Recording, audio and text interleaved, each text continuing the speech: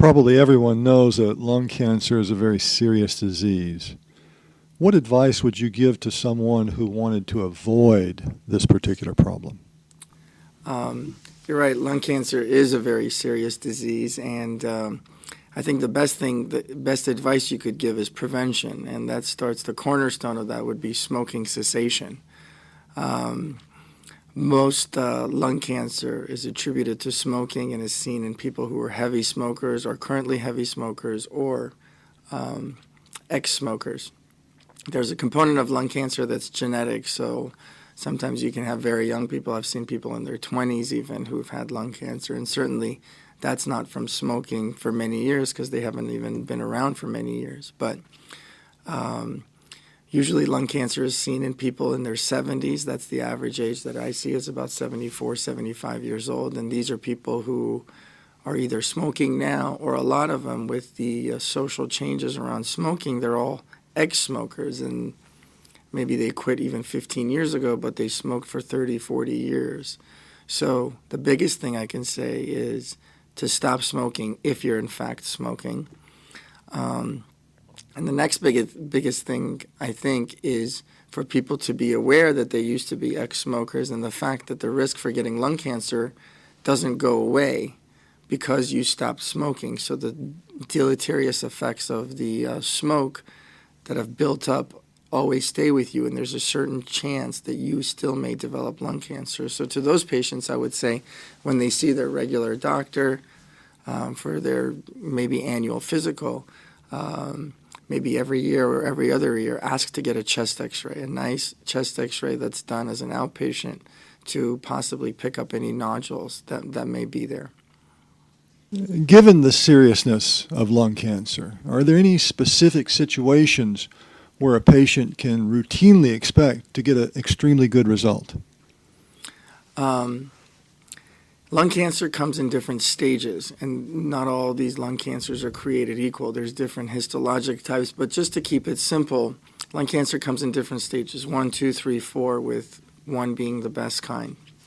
A lot of stage 1 lung cancers are lung cancers that are found by accident. So a patient goes to the emergency room for whatever reason, chest pain or something, and they happen to get a CAT scan of the chest or a chest x-ray, and it picks up an abnormality. So that may not be dealt with during that hospitalization or during that emergency room visit, and they may be fine and go home, but they have to remember to follow up, obviously, because something was seen in their lungs. So a lot of good results that we get with lung cancer comes in patients in which the nodule or the lesion or the tumor, whatever you want to call it, has been found by accident. And we have very good results for stage 1. And the best treatment for stage 1 lung cancer is to do surgery. So we use different things. We use chemotherapy, radiation, and surgery, sometimes in combination or sometimes surgery alone. But for the most part, early stage lung cancer is treated very well with surgery, and we have very good results. If someone has lung cancer that is in the more advanced stages, what kind of hope can you give them?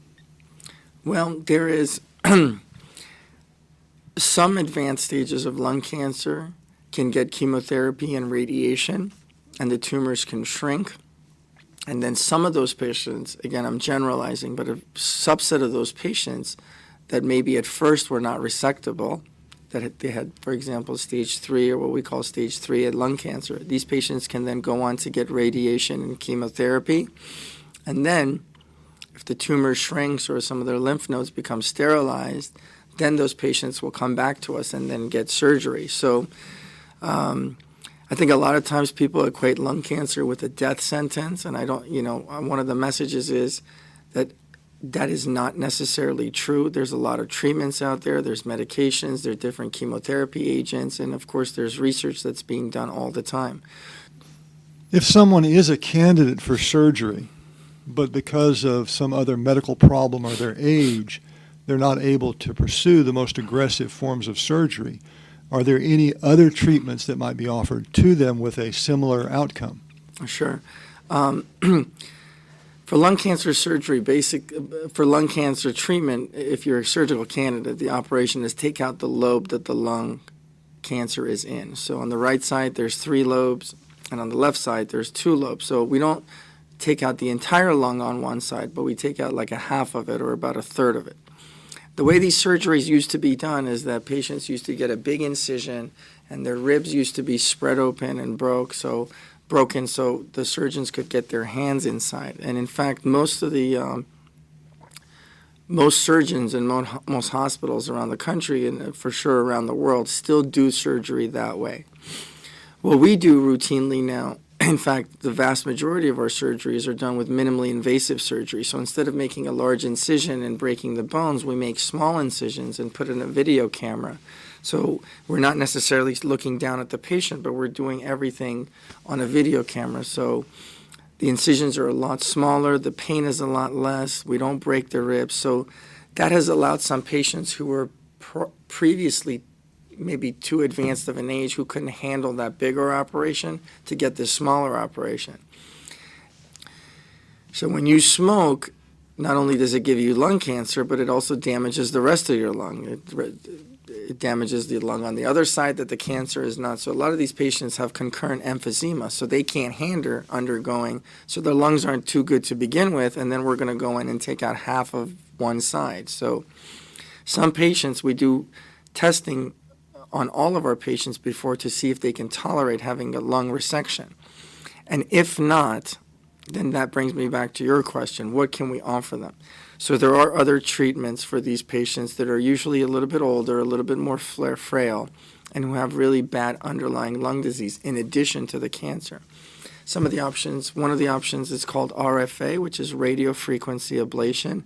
That's not done by the surgeons, but it's done by the radiologists, who basically put the patient in a CAT scan machine and under CAT scan guidance put a needle into the tumor and then basically cook it. So it uses heat to basically fry that tumor.